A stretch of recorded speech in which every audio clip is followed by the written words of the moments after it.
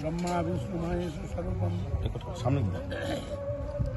ब्रह्मा विष्णु महेश स्वरूपम गुणातीतम निरंजनम दिव्य श्वेत वस्त्र परिधानम जटासुकल्पितम पद्मासने गोमुखासने संस्थितम जगत कल्याणकारिणम सर्व संसार दुःखनाशनम प्रभु लोकनाथम भजामि। लोकनाथের প্রণাম করে বলছি, কুম্ভ হচ্ছে, কুম্ভ মানে কলস। একবার কশ্যপ ঋষির 13টি বিবাহ ছিল, সবগুলি ছিল দক্ষ রাজার কন্যা। তার মধ্যে দুইজন ছিল কদ্রুবিনতা, দ্বিতীয় অদিতি, এরাও স্ত্রী। কদ্রুবিনতাও দুই ভগ্নী ছিল।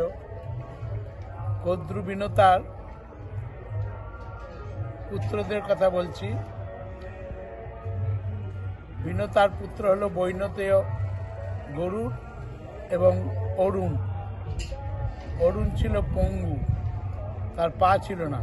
আর গরুড়ের জন্ম হলো অর্ধেক পক্ষী অর্ধেক মানুষ। দিব্য তার হাত, দিব্য মুখ, ঠোঁট, কিন্তু ওপরের দিকটা পক্ষীর রূপ, নিচের দিকটা মানুষের রূপ। সেই গরুর জন্ম হওয়ার সঙ্গে সঙ্গেই আকাশবাণী হলো ভগবান বিষ্ণুর অংশরূপে উনি জন্মগ্রহণ করলেন। ভগবান বিষ্ণুই ওর উপাস্য দেব হবে। এই গরুর বড় হয়ে এত বেশি খাদ্য খেত যে এক একটা সাগর ফাঁকা করে দিত। এত মাছ, কুমির, পশু পক্ষী ধরে খেয়ে নিত। কুমিরের উপরে ঝাপটা দিত, কুমির মারা যেত। কুমিরকে টেনে নিয়ে এসে পাড়ে খেয়ে ফেলত। নানা রকমের বড় বড় মাছ খেয়ে ফেলত। বড় বড় কচ্ছপকে ধরে নিয়ে খেয়ে ফেলত। সেই সময় গরুড়ের সেই মহাশক্তি দেখে কদ্রু ওর সৎ মাতার হিংসা হলো যে আমার ছেলেটা দুর্বল। ওর ছেলেটা কি সাপ ছিল, নাগ। যত নাগ আছে কদ্রু হচ্ছে নাগ মাতা। নাগরা চারিদিকে বনে জঙ্গলে পোকামাকড় খেয়ে ঘুরে বেড়ায়, সেরকম কোনো শক্তি নাই। মানুষের তাড়া করলে ছুটে ঢুকে পড়ে, কিন্তু যখন দংশন করে তখন সে মারা যায়। তাই তার ইচ্ছা ছিল গরুড়ের মতো, অরুণের মতো শক্তিমান আমার পুত্ররা হোক। অরুণ পঙ্গু থাকলেও অরুণ সূর্যের লোকে চলে গেছিল উড়িয়ে। সূর্যের লোকে গেলে সূর্যকে বাহন করে নেয়। সূর্যের 8টা রথের ঘোড়া ছিল, 8 ঘোড়ার রথ। এই রথের বাহন ছিলেন অরুণ। ওই জন্য সূর্যের এক নামও অরুণ। উনি সকালে যখন উষার পরে যে অংশটা, সেটা অরুণ। অরুণ দেখতে ওরকম ছিল, লাল রঙের।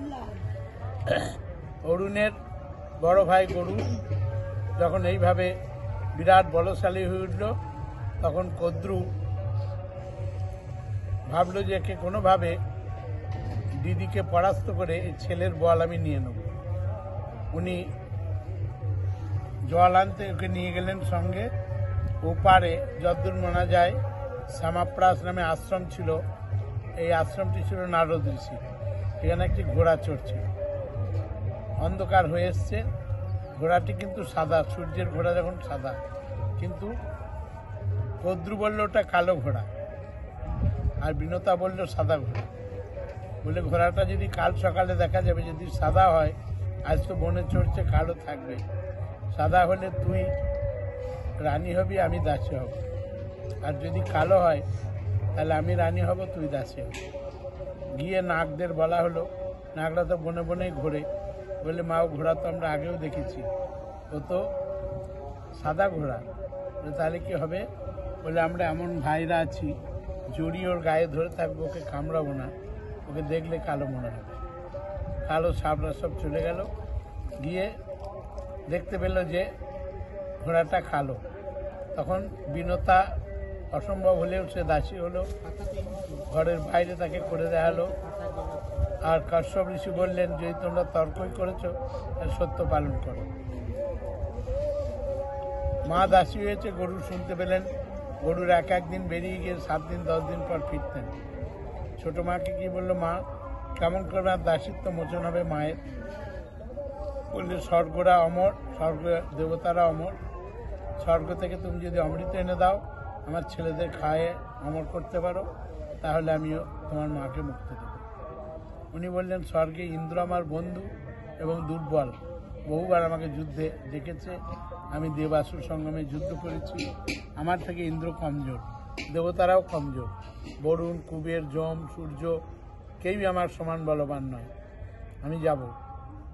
গেলেন, ইন্দ্র বললেন, আমার সঙ্গে যুদ্ধ না করে তোমাকে অমৃত কুম্ভের সন্ধান বলবো না। যুদ্ধ হলো, ইন্দ্রকে বললেন, যুদ্ধ করতে হবে না, তুমি আমার পাখায় বসো, দেখি তোমার কি শক্তি। 7 বার পৃথিবী প্রদক্ষিণ করে দিয়েছিলেন গরু 7 দিনের মধ্যে। বললেন, আমার পাখায় বসিয়ে যখন এমন ঘুরিয়ে দিচ্ছিল, আমার প্রাণ বেরিয়ে যাচ্ছিল। ইন্দ্র, যেহেতু আমি অমর তাই বেঁচে ফিরেছি, আমি এর সঙ্গে যুদ্ধ করব না। তখন বললেন, অমৃত কুম্ভ তো আমার কাছে নাই, ভগবান বিষ্ণুর কাছে আছে, তুমি বৈকুণ্ঠে চলে যাও। গরু সেইখানে গিয়ে বিষ্ণুর সঙ্গে যুদ্ধ ঘোষণা করলেন। বিষ্ণু যুদ্ধে রাজি হয়ে বলছেন, 1 বছর ধরে যুদ্ধ হয়েছিল। যুদ্ধে ভগবান বিষ্ণু পরাস্ত হয়ে গেলেন, বলদ ধর্ম হয়ে গরুরের সঙ্গে পারছেন না। বিষ্ণু বলছেন, তুমি বর নাও। ভগবান তো খুব চতুর, গরুর বলছে, বাহ, যে হারলো সে বর দেবে, বর দেবো আমি। বলে, তাই দাও। প্রভুর ইচ্ছাই ওইটা। যে বললে, আমি এমন বর চাই যেন তুমি আমার দাস হও। গরুর কানতে লাগলেন, বললেন, আমি তোমার দাস হতে পারবো? তুমি যে জগতের কর্তা, তুমি যে তিলক বিজয়ী, তিলকেশ্বর, তুমি আমায় দাস করো। এই বলে গরুর ভগবান বিষ্ণুর দাস হলেন, সুধা নিয়ে এলেন। ভগবান বিষ্ণু বললেন, অমৃত নিয়ে যাচ্ছ, কিন্তু তোমার কালনাকদের তো খাওয়াবে, তোমার ভাইরা কেউ ভালো নয়, একবার যদি ওরা অমর হয়ে যায়, দেশ